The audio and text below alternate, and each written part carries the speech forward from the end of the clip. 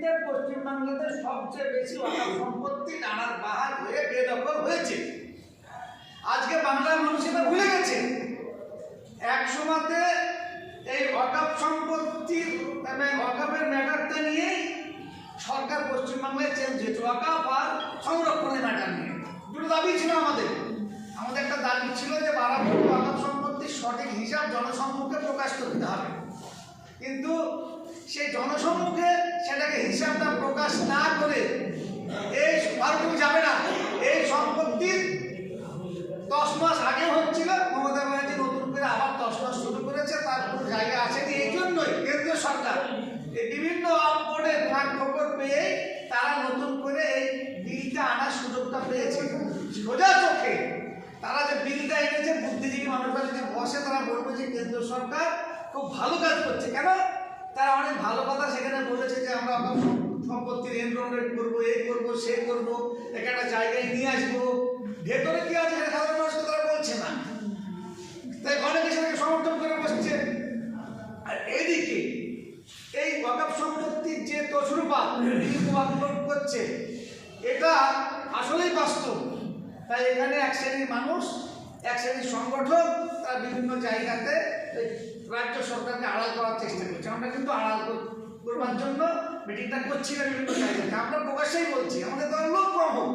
আমরা চাই আমার কর্মীরা বলুক যে কেন্দ্র সরকার যে ওয়াকফ বিলটা এনেছে, এই বিলে যেমন এই সম্পত্তিকে পুরোপুরি তারা ক্রপ করার চেষ্টা করছে, যে সম্পত্তিটা দখল করবে, জেলা শাসককে দায়িত্ব দেবে, দায়িত্ব দেওয়ার পরে এই সম্পত্তি যাতে করে সরকার হাতিয়ে নিয়ে বিক্রি করতে পারে। সরকারের কাজই হচ্ছে এই সরকারের বিভিন্ন সম্পত্তিকে লুণ্ঠন করা, বিক্রি করা। তারা সম্পত্তি বিক্রি করছে, হাইওয়ে সম্পত্তি বিক্রি করছে, এয়ার ইন্ডিয়া সম্পত্তি বিক্রি করছে, এইভাবে তারা সবই বিক্রি করছে। তারা এটাও বিক্রি করতে চাইছে এবং ওয়াকফ সম্পত্তি থেকে মুসলমানদেরকে সরাতে চাইছে। ভারতবর্ষের অন্যান্য বহু সম্প্রদায় আছে, হিন্দুদের যে আপনার তাদের যে সম্পত্তি রক্ষণাবেক্ষণের যে বোর্ড আছে তার মেম্বার সবাই হিন্দু, খ্রিস্টানদেরও তাই, শিখদেরও তাই, সবাই তাই। কিন্তু তারপরে মুসলমানদের যে তারা যে চক্রান্তটা শুরু করছে এবার, যে এই ওয়াকফ সম্পত্তি আমাদের, কিন্তু তারা যে কমিটি তৈরি করবে, সেই কমিটিতে কোনো মুসলমান না থাকলেও চলবে। তার মানে আমাদের সম্পত্তিটা তারা ক্রপ করবে না, আমরা বুঝতেই পারছি। তো এই নিয়ে আমাদেরকে আলোচনা সভা, তিনি ছিলেন জাস্টিস বিচারপতি, তিনি ওয়াকফ সম্পত্তির একটা ভালো বইও লিখেছেন, তিনি খুব বুদ্ধিমান লোক। তার কাছ থেকে আমরা কিছু এক্সট্রা অর্ডিনারি কথা শুনবো বলে আজকে আমরা এখানে এই জমায়েতটা হয়েছিলাম, কিন্তু আসে সম্ভব হয়নি। আর এছাড়া আজকে আপনার মাইকের আওয়াজ পাচ্ছেন, আমরা খুব বিপদের মধ্যে আছি। আপনারা জানেন আমাদের একটা দাবি প্রথম থেকেই ছিল যে যেমন আবাদি তেমনি সাজেদারি, আমাদের সংখ্যানুপাতে সংরক্ষণ দিতে হবে। আমার হোম লিডার আমাদের একে ভাসানুজ্জামান সাহেব এবং আমাদের সেকেন্দারি মোল্লা সাহেব, তারা কিন্তু এই দাবি নিয়ে দলটাই গঠন করেছিলেন। এই দুটো দাবি আমাদের ছিল, ওয়াকফ সম্পত্তির সঠিক হিসাব আর চাকরিতে, শিক্ষা থেকে চাকরি, ব্যবসা, বিনা প্রত্যেকটা জায়গাতে আমাদের আনুপাতিক সংরক্ষণ। এখানে আনুপাতিক সংরক্ষণের ম্যাটারটি নিয়ে আমরা যখনই সাধারণ মানুষের কাছে গেছি, সাধারণ মানুষের অচ্ছুত ভেবেছে, ব্যাপারটায় গুরুত্বই দেয়নি। গুরুত্ব না দেওয়ার কারণে আমরা বামফ্রন্টের আমলে দেখলাম কেন্দ্র সরকার যে কমিটি গঠন বসিয়েছিলেন, কমিশন, দিল্লি হাইকোর্টের অবসরপ্রাপ্ত বিচারপতি জনাব রাজেন্দ্র সরকারের নেতৃত্বে, সেই কমিটি যখন রিপোর্টটা দিল, আপনার আমার রিপোর্ট আমরা বলতাম, আমাদের কথা কেউ বিশ্বাস করতো না। কমিটি রিপোর্ট দিয়ে মুসলমানদের, বিশেষ করে অন্য রাজ্যের কথা বাদ দিলাম, পশ্চিমবাংলাতে শতকরা 1.5% চাকরি বলে তিনি রিপোর্টটা পেশ করলেন। বামফ্রন্ট সরকার বলেছিল যে এই রিপোর্ট ঠিক নয়।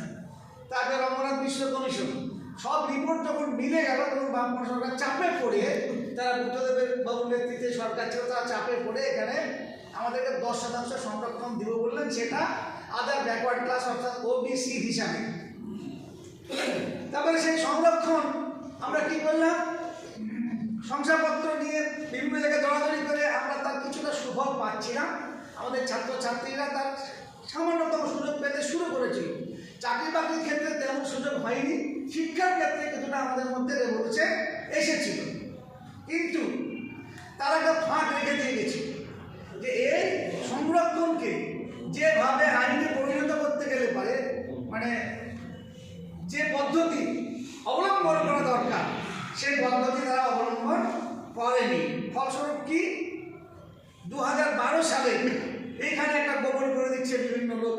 2012 সালে এই ব্রাহ্মণ্যবাদীরা RSSরা এই যে মানে বিজেপির লোকেরা এরা কিন্তু 2012 সালে যে ফাঁস খবরটা ছিল মমতা ব্যানার্জি বামুন বুদ্ধদেব বাবু বামুনটা ফাঁক রেখে গেছিল রাজনীতি করার জন্যই।